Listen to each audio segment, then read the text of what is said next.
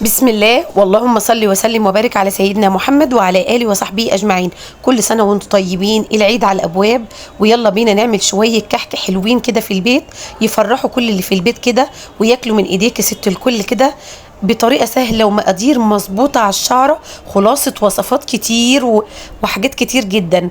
شايفه الكحك مش متحمل حد يلمسه، دايب دوبان.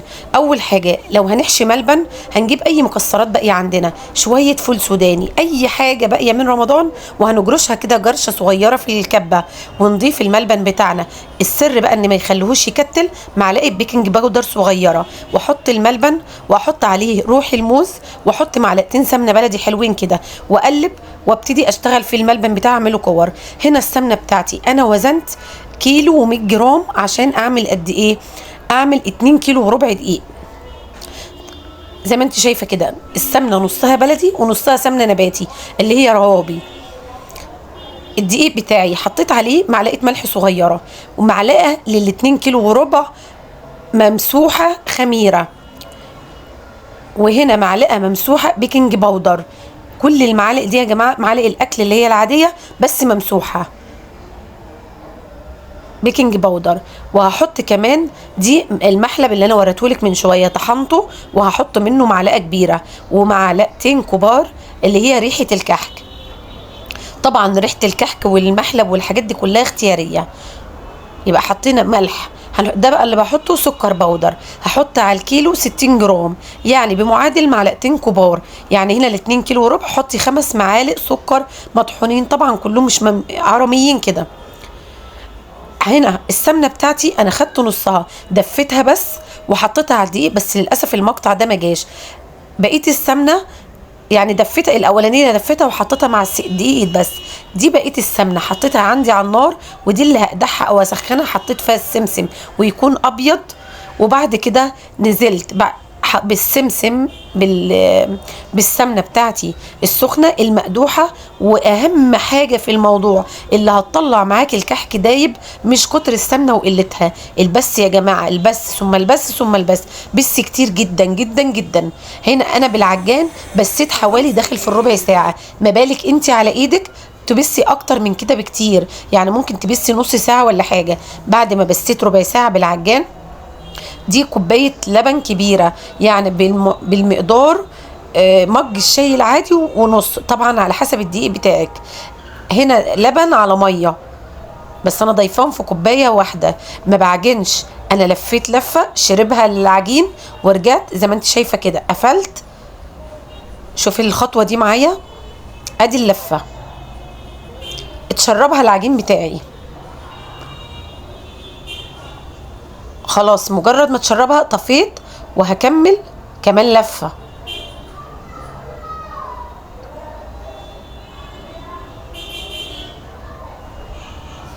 خلاص اتشربها العجين هقفل.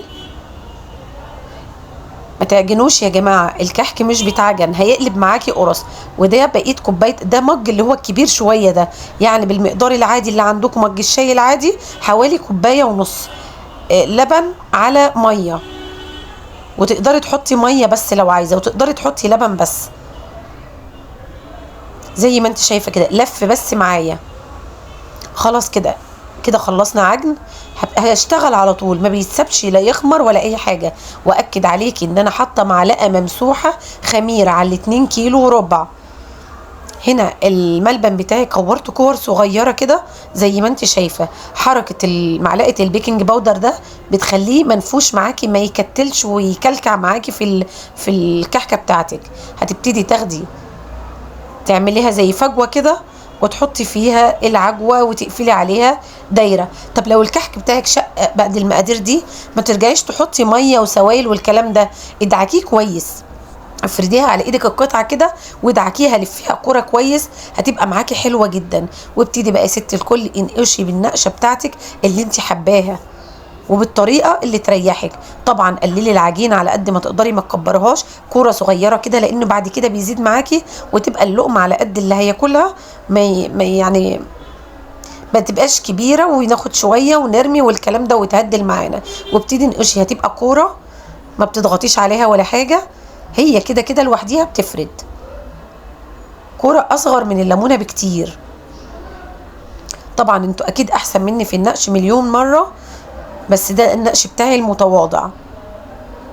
الكيلو هيعمل معاكي الاتنين كيلو وربع هيعملوا 4 صيجان من الصيجان دي، الناس اللي عندها الصيجان دي.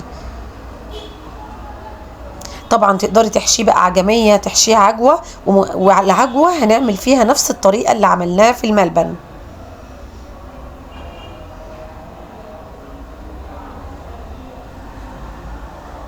طريقته بسيطة جدا. اهم حاجة في الكحك ان انتي تبسيه كويس. ولو عندك اي كائنات زي الكائنات ده بقى، زي ابني ده، شغليه باي حاجة، خليه يعمل معاكي اي حاجة، لان مش هيسيبك في حالك. حبيت اللي هي واشغله، فعلمته طريقة الملبن دي وخليته هو يكور ملبن، لان كان حاطط معاه ايده قبل ايدي في العجين الصراحة.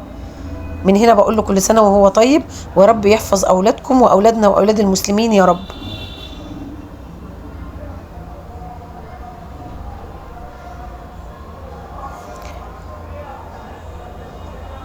هتخلصي بقى الطريقة بتاعتك كلها وانتي عند الصاج التالت او حاجة. يعني لو انتي سريعة خلاص خلصي وابدأي سوي. هنا بقى البصمة برضو سريعة معاكي وبتنجز، وبقى برضو شكلها حلو بنفس الطريقة اللي عملنا بيها. بس وانتي بتعملي بالبصامة الكورة اللي تكوريها بصميها، ما ينفعش تحطيهم كلهم في الصاج وبعدين تدوسي عليهم بالبصامة، بتكون العجينة بتاعتك شمعت ونشفت فمش هتنفع.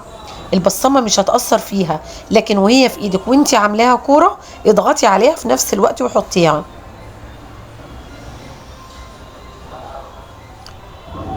كده انا هنا خلصت وبدات اسوي. التسويه بقى على حسب الفرن بتاعك، برضو ما اقدرش احكم على الفرن بتاعك. انا بالنسبه لي حطيته على الشبكه في الفرن في الرف اللي في النص على درجه حراره 170، وهديت النار من فوق شمعه، حاجه لا تذكر كده، بحيث بس يديني بس صفار ولا حاجه بسيطه للكحك، ما يبقاش شايفه التسويه من فوق زي تحت. وطبعا لما بيخرج ما بتحركوهوش وهو سخن، بتسيبيه مكانه في الصينية لحد ما يبرد.